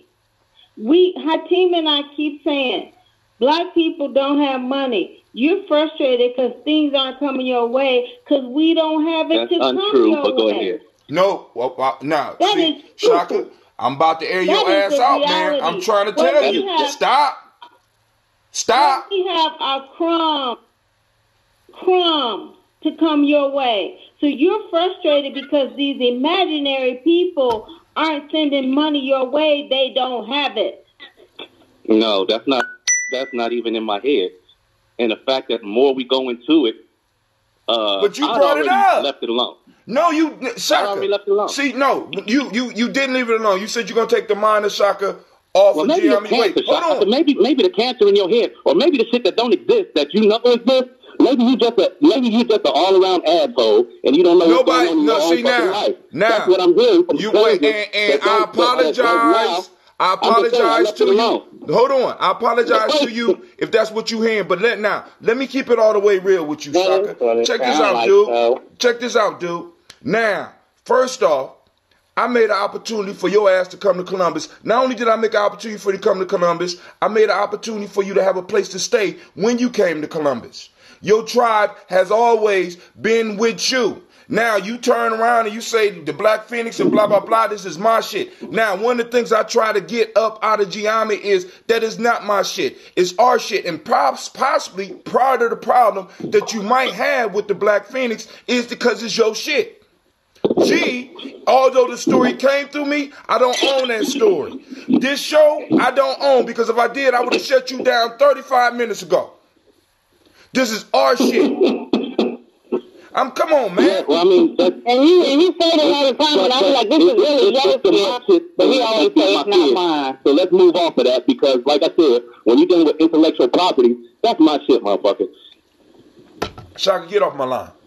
When it comes to my legacy, get off my line. That's my get shit, off my line. Get off my line. Okay, so now, see, don't be disrespectful like that, because this is the thing. This is the piece of whatever you're doing. If you are doing something and it ain't working, then how the fuck am I gonna put faith in some shit if you can't even get to work for yourself? When you trying to come down here, you don't ever have no money, nigga. Don't even play on to him like that. You don't even play on to him like that. That's fucked up. You know what I'm saying? But I treated you and your son before when we went out to eat. You know what I'm saying? I don't even be trying to you know what I'm saying? You want to come on here and act like, I'm doing this and I'm doing that and I'm making this and I'm making that. But every time I ask you to come to something, you don't never have no money to come. You don't have, whatever you're doing, I ain't even putting enough money in your money to get gas money to come here. But you asking me to outside my pocket to finance your I'm asking you what? Be specific. I'm about our pockets to finance your stuff that there's not working for you. No, I didn't. No, I don't. Shaka. No, I don't. You know what? Yeah, you do. Shaka. That's some bullshit, because I don't know how you going to come on our Tim all sideways like that. I'm going to tell you what I'm going to do. I'm going to let y'all go ahead and have this conversation, because I think this is a big old piece of bullshit. I'm out of this. I'm out of it. Mental health. This is a mental health. Don't get frustrated. Don't get frustrated. Shaka just ain't dealing with reality. Don't get frustrated. I'm not frustrated. I don't know him personally. But Shaka, these imaginary people with all this money, you should just left it like that. It ain't about money. It's about belief. Imaginary people. Discipline. Can I ask you a personal question? I mean, it seems like you've kind of been. Have you ever been diagnosed with a mental illness? Or like a mental? And I'm gonna need my bottle of Red June that I paid for and never got when I treated you for your breakfast, Mr. Businessman. Now give it to Hot Tempers. You never gave it to me. Oh, I should say, have you ever been assessed? Like real question. Y'all niggas. I think you should. I think that's but I left a whole bunch of. I don't think you should ask him about his mental health. I don't think that's appropriate. I mean, he's putting his mental health on display. I don't think that's appropriate. No, family. I don't think anything that's happened in the last 30 minutes has been appropriate. So, right. It's a matter of what's the reason why this is happening? That's why I address what just happened, because I can't think of that as anything. You don't understand. Wait, hold on. Hey. The elder in the room. Hold on. The elder in the room is speaking. Let the elder. Hey, got to be about anybody being crazy. I'll tell you what it's about. It's about not having discipline. I want you guys to understand something. I've been listening, and the only ones who have been keeping their mouths quiet is Hatim in the background. You know why? Because there was a lot of mess being said that need not have been said, and even less listened to. So I'm appealing to everyone on the line. Know what to respond to. If it ain't worth responding to, move the F on. Y'all got Kwame. We got that Kwame. That comes from discipline. Check 1, check 2. We got Kwame cussing on the line. He ain't get the whole cuss word out. Man, I ain't dropping no fives for no cuss. Now, Kwame, can you hear me? Yes. I want to speak to you. Because as you sitting and you listening, I want you to understand that my fire on this side of the phone is responding to conflict based out of misunderstanding. When it comes to what I do and explaining, it first comes with the fact that I wrote the shit down decades ago. All right. And when it comes to where I'm at with anybody, for me to know that there's an equitable value that you appreciate from me, that all comes in the way that we deal with business. The fact that before we even know what the product or service is at hand, and we downing it because of what we don't know about. Nobody was down in your products, bro. Your shit is No, is it wasn't. tight. It wasn't that. Listen, Hatem. Let me just address you. Okay, and once again, this is a lifetime of knowing each other. Okay. All right, you know what I can do, and you know what I haven't done. Now, the whole piece is that I'm saying to you, at this day in 2019, in order to get the thing done, it's a collective movement. And that's what brings any relevance to this tribe and the Black Phoenix movement, which I founded and I've maintained for over 16 years. This is the movement that protects how I feed my children from the grave. This is also a movement of how, through the same healing arts and solution-based media, we can do the same under the same umbrella. And it's called managing media. Right now, we are not managing media. We're producing media, but we're not managing it. And the whole piece is that it takes everybody on the line right now to sit in a particular position and do something different that the next person is not capable of doing. So when it comes to you, Kwame, there's certain things mathematically in terms of the type of investments that we make based on the outcomes that we would depend on your math to be able to move forward with. Hatem, there's certain things that happen in the Afrocentric community that all has to do with the way that we corral the message and align it with that to be able to create more opportunity. Because I'm not even just talking about me. If everybody on this line Googled what I've done and the things that, listen, I've blessed the same stage as Common, as the Nappy Roots. These cats, Nappy Roots came and did a performance with me back in 2009.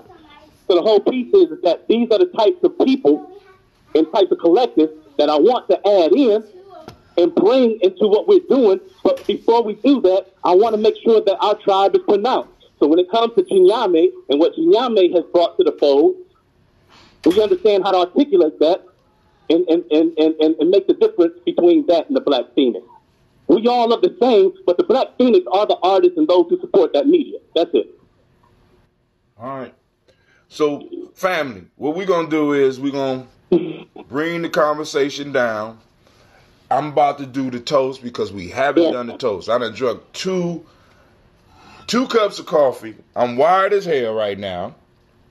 And conversations. Family, we need to learn how to conversate. We need to learn how to disagree. We need to learn how to debate. We need to learn how to do all these things. And as Kwame say, practice discipline, because one of the major reasons that you didn't hear me, I have to be honest, is because my shit dropped me off a couple of times. And some shit we need to talk about publicly. Other shit we don't need to talk about on the line and shit. So we need to come together when next time you're in Columbus and possibly have this conversation. But actually not even possibly. We need to have this conversation so that we could be clear on where everybody stands. Without any further ado, what anybody that's actually been on the line waiting for, and I want to thank you for your patience. We about to get into this toast. I'm going to lift up my glass first off to the creator, by whatever name you choose to call that creator. We lift up our glass and we salute that creator. Once again, by the name that you choose, we call that great force, that first force, that power into us. And we say, I say, from there, family, we move to the list of stars that are in the room. And tomorrow, which there is no tomorrow, but in the now that we know as tomorrow, we are going to be blessed as far as the daily toast list, because at the per Ankh, there is a per Ankh tomorrow. I don't know. I'm not sure of the time. I will be posting it up because I got to figure out some stuff because the black signal is messing up. So I can't send out pictures on that shit right now, but it's cool. I'm going to work it out. I'm a genius. I'm going to work around. Right? But at the Per Ankh tomorrow, there will be an official recognition of one of our elders in the community who have passed away. And part of that recognition is going to be the elders passing on the name to me so that I can add it to the list. They went out and got the permission from the family for the elder to be added to the list. So we kind of throwing some ceremony into the Daily Toast because we're growing.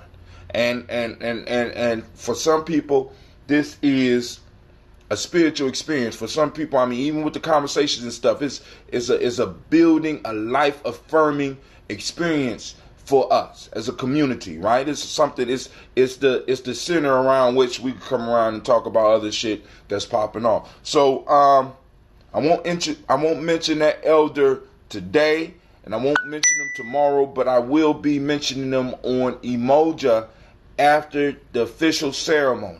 Because, like I said, family, we're moving to another level with this whole Daily Toast piece.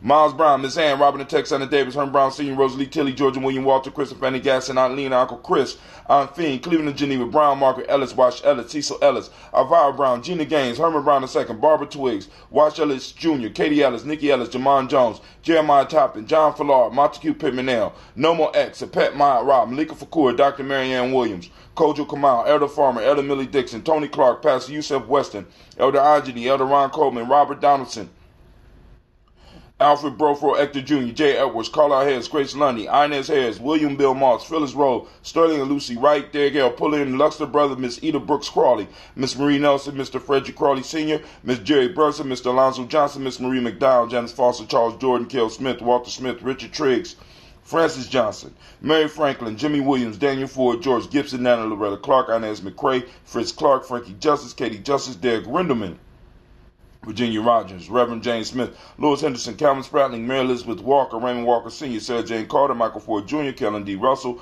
Susie B. Smith, Teresa Clay, Melvin Del Hodge, Melvin Del Hodge Jr., Herman Copeland, Mildred Copeland, Jenny Clay, Bert Beatty, Sarah Wesley, Vita Farmer, Argo Sasu, Cheryl Harvey, Aunt Charmaine, Aunt Evelyn, Theodis Hasbury, Harvey Hasbury Sr., Linda Dickinson, T.C. Islam, Terrell Dunbar, Will Thomas, Sarah Berry, Mark Walsh, Merle B. Thornton, Pearl G. Thornton, Ida Johnson, Florence M. Carter, Joanne Thornton, Erica Tricia Lewis, Juanita Wright, Robert Wright, George Wright, Mary Eliza Frederick Davis, Mary Elizabeth Rogers, Mary Esther Keachler Reese, Lyndon Watson Hammonds, Jarrell Giles Watson, Sparrow, Slimmy, Selvin Lewis, Andrew Holmes, Pearl Moore, Percy Moore Jr., Mildred Owens, Booker T. Bowden, Charlie Hunt, Sammy Stover, Hilda Pearson, Sturgeon Thornton, Richard Thornton, Lavinia Hall, Freeman Bankster, Mary Moss, Ophelia Peacock, Willie Thornton, Napoleon Kennedy, Mark Ramsey, Paul Ramsey, Matt Ramsey, David Ramsey, Charles E. Thornton, Frankie Quells, Urania Thornton, Bernice Quells, Ernestine Jackson, Frankie Johnson, Teresa Mormon, Leon Johnson, Charles Bell, Vivian Ramsey, S.E. Johnson, Del Rita Johnson, Leon Johnson, James W. West Sr., James Parham, Dana Jones, Henry World, James Farmer, Mary Chavez,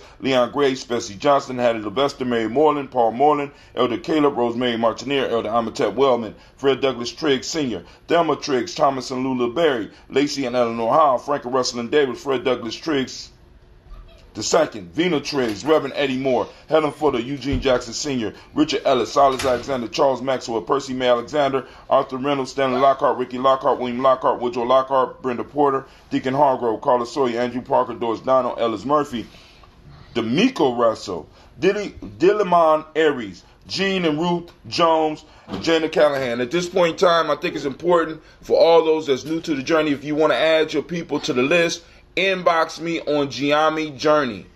Inbox me at Giami Journey. Go to Giami Journey, inbox me. Alright? If you send it on my personal one, it'll get mixed up with all the other stuff. So by the time I get to it, it won't be on there. Inbox me at Giami Journey. For those that want to be on the Daily Toaster list, to get texts every time we do this show, so that you can participate with this movement as we start growing it. You hit me up. You text GNJ to 77292. Once again, that's GNJ to 77292. So we move on.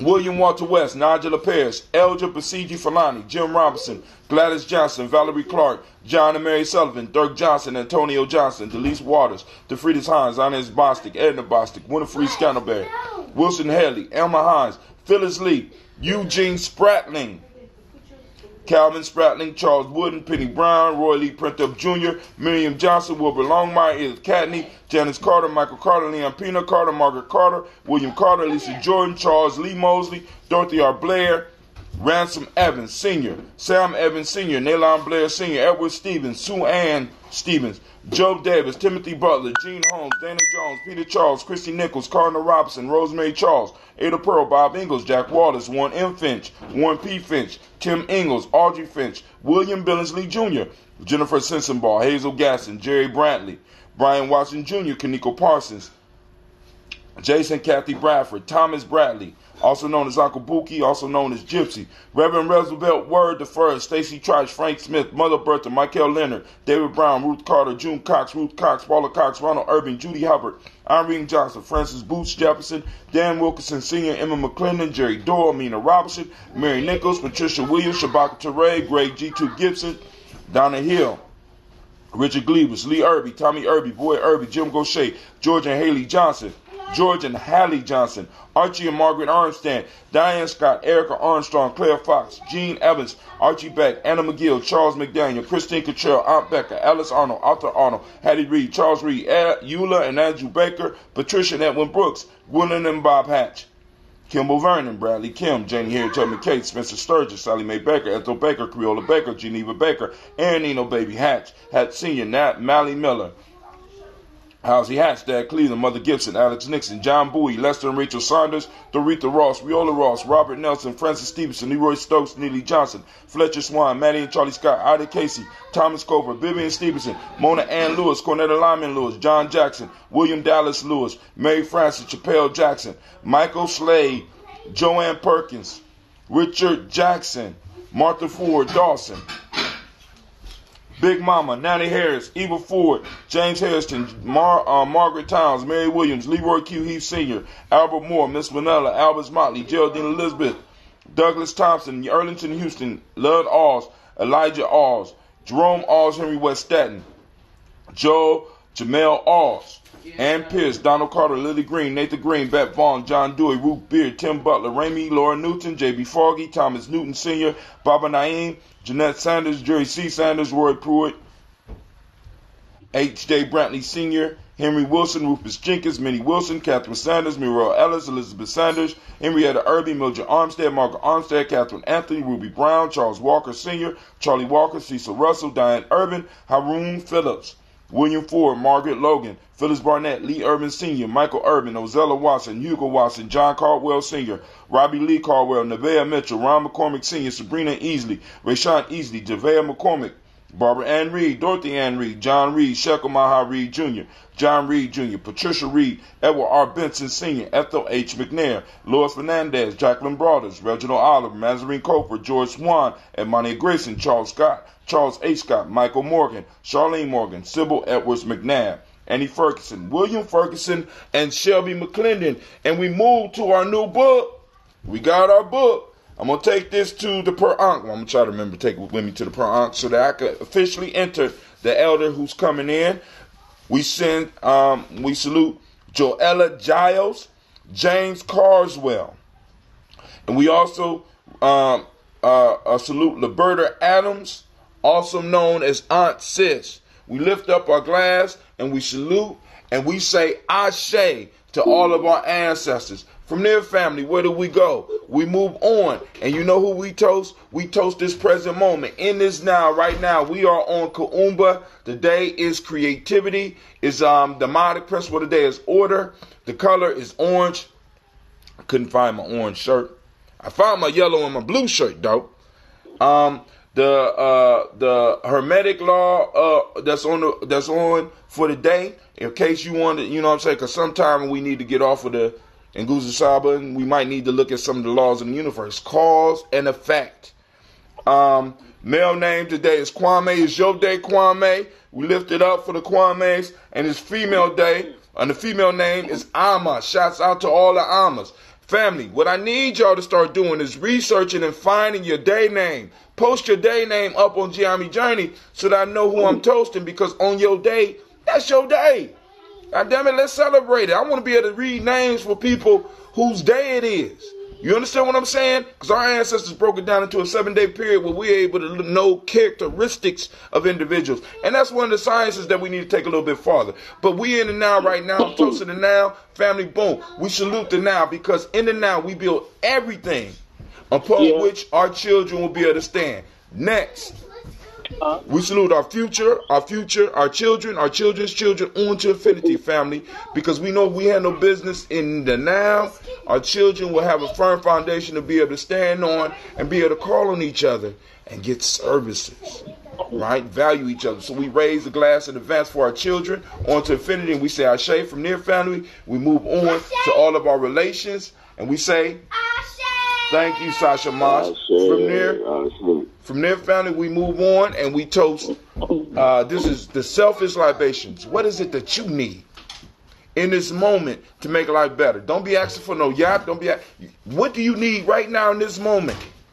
What energy, what inspiration, what small because we call all this energy. We have this beautiful talk. We got all this. So now let's direct this energy into bringing something into our lives so that we can add it to our tribal life, to our family life. We toast and we say Ashe. Last but not least, I toast the most magnificent, most beautiful, most powerful individuals that I know of. I toast and I lift up to your strength. I lift up because you are the bomb. And that's each and every last one of you that join us on the Daily Toast, family, that took the time to have this conversation. I toast you. And we say Ashe, Ashe, Ashe. Conversation could jump right back in because we saluted the answer. What's going on? I got a quick announcement. The announcement is that the village meeting for today has been canceled. The who? There was a village meeting that was supposed to take place today. Remember, we nation builders were supposed to be getting together today, but that's been canceled. And probably for the best because I don't think anybody remembers it. Wow, I remember. I don't remember that. You were supposed to get together? Saturday, right? We were saying nation builders on Saturday, right? Yeah. Yeah, I remember. Hi, Tim. Yes, ma'am. I'm just giving. Are you coming to the party today? Because I can't call. Yeah. You and this someone. Right. Yeah. I'm about to get ready. It's 1:00 right now. Okay. Right. You said it started at 2. Correct. At A Plus Academy. Yeah. For those that's listening. Mayberry. On Mayberry. I'm going to look up A Plus Academy. I'll be over there. I'm going to be leaving in a second. Also, did you get my There's cash? 3 of them on Mayberry. On Mayberry. Yep, on Mayberry. On Mayberry. There was a big crowd. There was a big crowd. Now, another question. Last night was packed. Now, I don't know about tonight because of the weather, but yesterday it was like 100-something people in there. They filled the house yesterday. Question. Did you get the money on the Cash App? Yes, I did. Okay, cool. Just want to make sure. Mm-hmm. All right, so family, we got I got you. All right. So, all right, family. I got to run. Birthday dinner. One love. Hey, Kwame, on y'all way to where y'all going, man, I wanted to add this and keep it moving, just to show y'all the power of music and alignment. Right now, the song that's playing in my head is Frank McComb, Pushing On.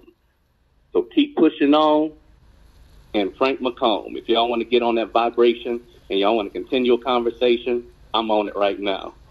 All right. So, family, I want to thank everybody for tuning in. I want to say, hey, we're going to have toast and discussion tomorrow morning, even though we know there is no tomorrow. In the moment, in the next 24 hours, we will be having another toast and talk so that we can go on and chop it up, so that we could build, you know what I'm saying, and really get to start really knowing each other, because we call each other tribe. We really need to start building. All right, family, I want to say, as Brother Kwame say, one love. Let's keep it moving. I got to get ready to get out of here. So peace out, family.